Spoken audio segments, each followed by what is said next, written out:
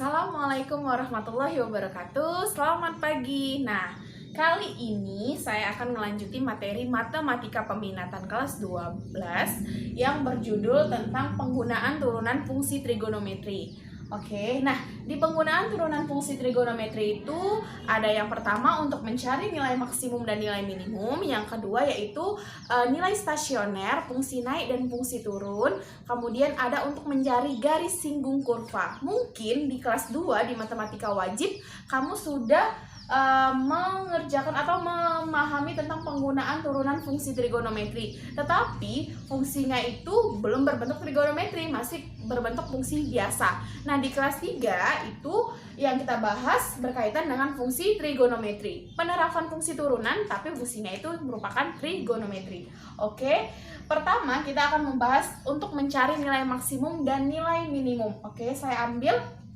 contoh di uji kompetensi 4.1 halaman 93 ya. Tentukanlah nilai maksimum dan minimum dari fungsi f(x) sama dengan sin x dikurang cos x untuk x lebih besar sama dengan 0 kurang dari sama dengan 360 derajat. Berarti ini memuat kuadran 1 sampai kuadran keempat. Nah, langkah pertama untuk mencari nilai maksimum dan nilai minimum, kita tahu syaratnya itu f(aksen) sama dengan 0. Artinya turunan pertama itu sama dengan 0 ya. Atau untuk mencari titik stasioner juga seperti ini kan. Untuk menentukan fungsi naik dan fungsi turun harus cari ini juga kan, f(aksen) sama dengan 0. Oke. Kemudian kita turunkan fungsinya apa di sini?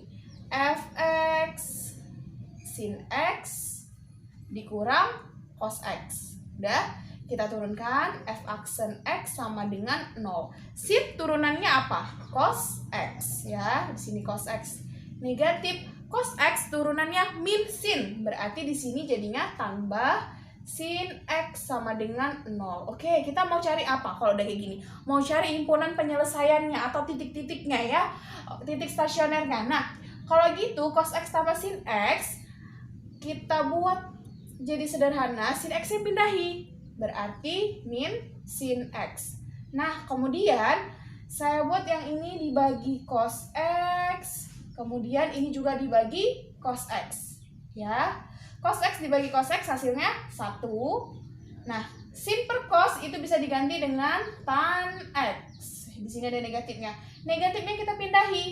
Jadi tan x sama dengan min 1. Udah bentuk persamaan kan? Persamaan trigonometri berbentuk tan. Berarti kita bisa cari nilai x yang memenuhi tangen x sama dengan negatif 1.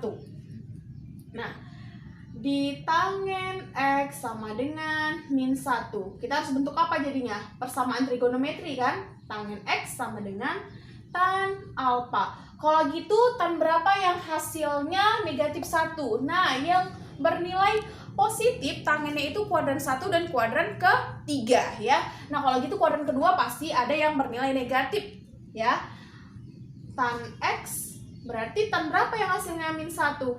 180 dikurang 45 ya. Berarti dapatnya tan 135 derajat. Kalau kamu cek di tabel trigonometri tan 135 itu pasti hasilnya negatif 1. Otomatis alfanya di sini berapa? 135 derajat. Oke, rumus mencari himpunan persamaan trigonometri tan itu apa? Alfa tambah k kali 180 ya. X-nya emang cuma 1 ya.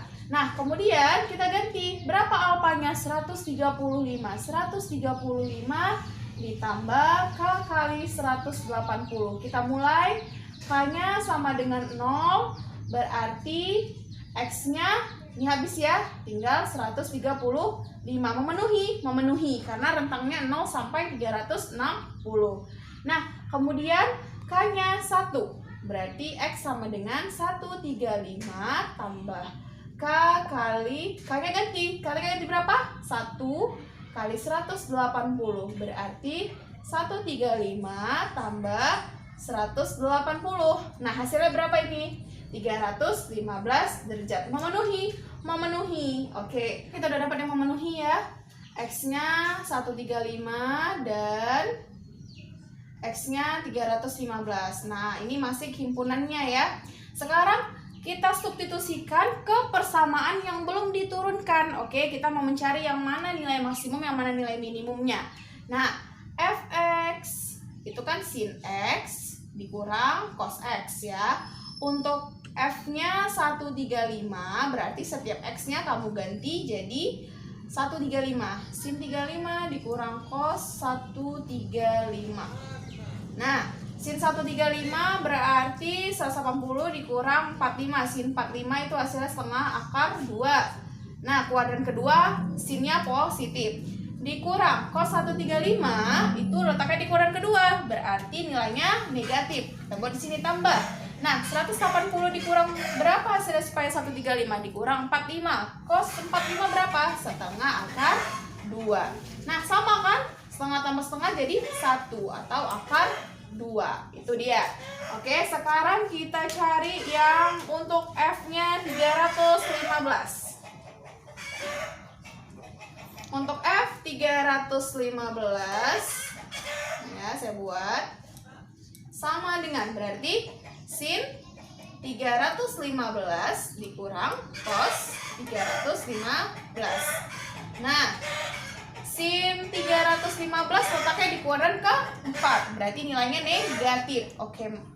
Kemudian 360 dikurang 315 itu hasilnya berapa? 45. Sin 45 min setengah akar 2. Nah, dikurang cos 315 letaknya di kuadran ke-4, berarti cosnya bernilai positif. Nah, cos 315 berarti cos 360 dikurang alfa. 360 dikurang alfanya berapa supaya 315? Dikurang 45.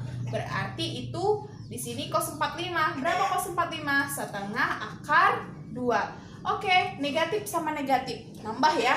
Hasilnya berapa? Min akar 2. Nah, yang jadi nilai maksimum yang mana? Ya otomatis yang jadi nilai maksimum yang akar 2.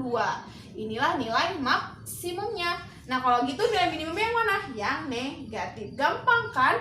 Cuman bedanya apa di pelajaran kelas 2? Fungsinya yang berbentuk trigonometri ya. Jadi kamu harus paham dulu cara menurunkannya dan kemudian menentukan himpunan penyelesaiannya, kemudian tinggal disubstitusikan ke persamaan awal. Nah, ini merupakan salah satu penggunaan turunan fungsi trigonometri. Oke, cukup sekian. Wassalamualaikum warahmatullahi wabarakatuh.